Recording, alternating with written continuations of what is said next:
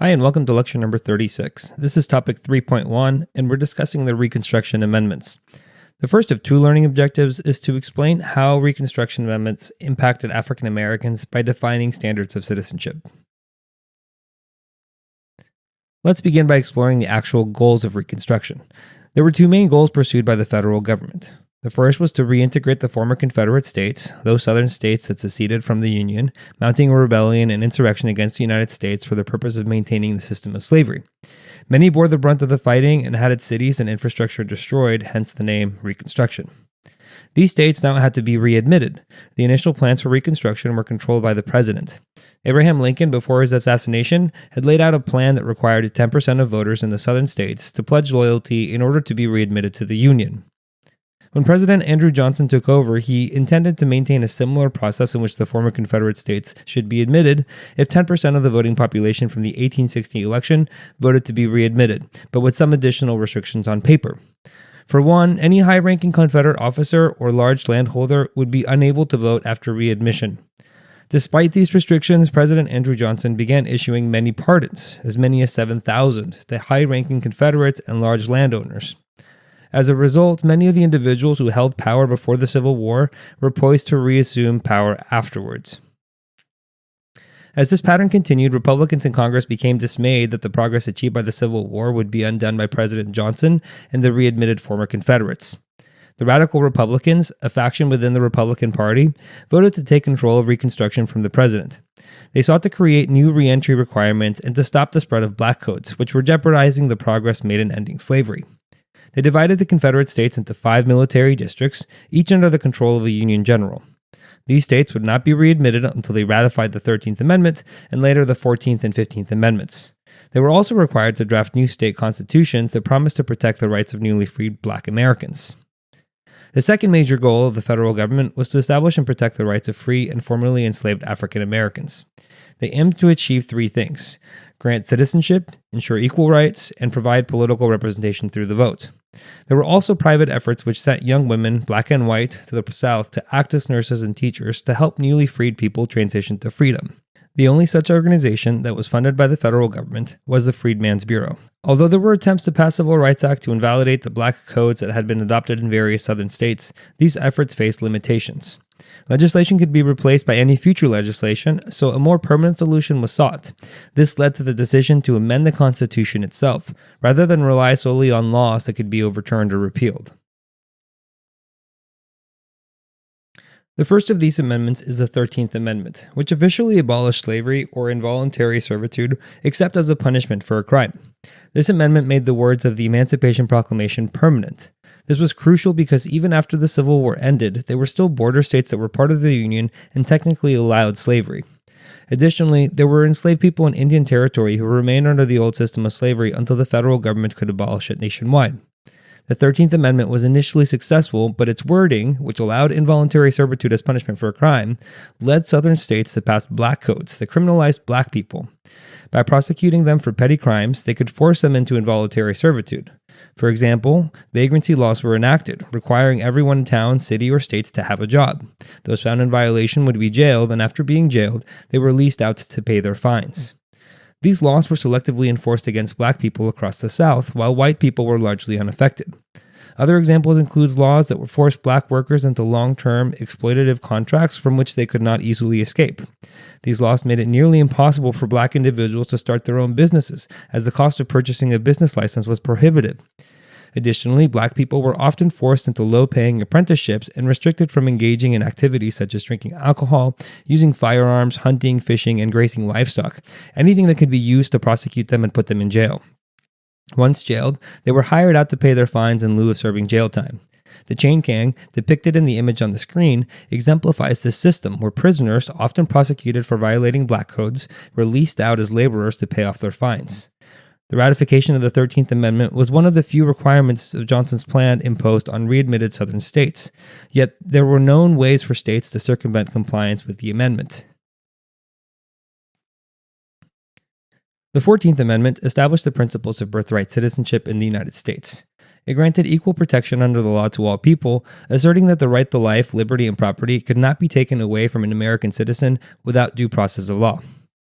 This means that any deprivation of these rights must be subjected to legal proceedings. The 14th Amendment overturned the infamous Dred Scott v. Sandford decision, in which Chief Justice Roger Taney had declared that black people in the United States had no rights that white Americans were bound to respect. While the black codes across various states were technically now unconstitutional, they still had to be challenged by states and lower courts to be formally declared unconstitutional. Furthermore, the 14th Amendment was intended to guarantee the right to vote to those who were birthright citizens. It included language stating that any state depriving citizens of the right to vote could lose representation in the federal government.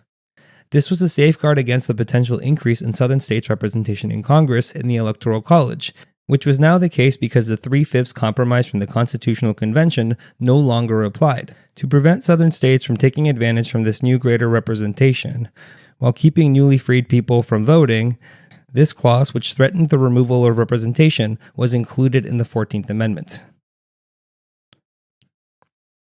Finally, the 15th Amendment specifically addressed the right to vote, prohibiting the federal government in each state from denying or abridging a citizen's right to vote based on race, color, or previous condition of servitude. This amendment ensured that no one could be denied the right to vote due to these factors. The necessity of the 15th Amendment was not limited to the South, as black men in northern and western states were still denied the right to vote even after the Civil War. However, despite its passage, southern states employed poll taxes, literacy tests, and grandfather clauses to prevent African Americans from exercising their new voting rights. These restrictive laws included grandfather clauses, which exempted white Americans from the same restrictions. The 15th Amendment notably excluded women despite their early advocacy for abolition, leading to tensions between abolitionists and women's rights activists. This exclusion would later inspire the women's suffrage movement, culminating in the 19th Amendment in 1920. Now let's move on to the second learning objective, explaining how the 15th Amendment impacted African Americans' participation in American politics. The most straightforward way to understand this is that as more black people were allowed to vote, they exercised that right, leading to the election of more black representatives. Many of those who voted were formerly enslaved, and many of those elected to office were generally from the North, middle class, and had a college education. There were also formerly enslaved individuals elected to office, some of whom were illiterate. One notable example is Thomas Mundy Peterson, who is believed to be the first African American to cast a ballot after the ratification of the 15th Amendment, doing so in a city election to reconstitute the city's charter in New Jersey. Some historians consider the 15th Amendment to be a second birth of the nation, and even a greater revolution than that of 1776, as it made the country's promise of a representative government more real. However, despite the ratification of the 15th Amendment in 1870, the dismantling of these rights began early, in 1875 when the Supreme Court decided in the case U.S. v. Reese. In this case, the court began to narrowly interpret the 15th Amendment, ruling that while it prevented racial discrimination in voting, it did not automatically grant the rights to vote to everyone. This allowed for race-neutral limitations, such as poll taxes and literacy tests, to be legally permissible. During the Reconstruction era, approximately 2,000 African Americans served in public office, from city councils to state legislatures, the U.S. House of Representatives, and even as high as the U.S. Senate. Some of the most famous black legislators were Hiram Revels and Blanche K. Bruce, who served as U.S. Senators for the state of Mississippi. Remarkably, they occupied the same Senate seat that Jefferson Davis, the President of the Confederacy, held before the Civil War. States with a majority black population, such as South Carolina, Mississippi, and Louisiana, were the ones that elected most of these black office holders. Unfortunately, many of the rights gained during Reconstruction were later eroded during the Jim Crow era. The rise of organizations like the KKK and the White League, which employed violence and intimidation, further suppressed African Americans' rights, particularly the right to vote. By the late 1870s, violence across various cities and states aimed to oust black office holders and prevent black voters from participating in elections. The civil rights movement of the 1960s, culminating in the Voting Rights Act of 1965, was a determined effort to reclaim the rights that had been won and exercised in the early 1870s. And finally, here's the recap.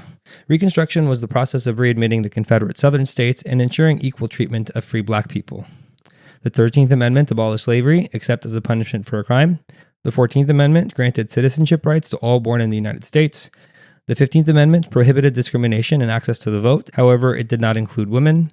And more black legislators were elected as a result of the larger black electorate. Thank you for watching. If you would like to watch the next lecture, click the thumbnail on the screen. And if you would like more resources to help you study, you can visit apushlights.com/AFAM. I wish you the best of luck with your studies, and I hope to see you back on the next lecture.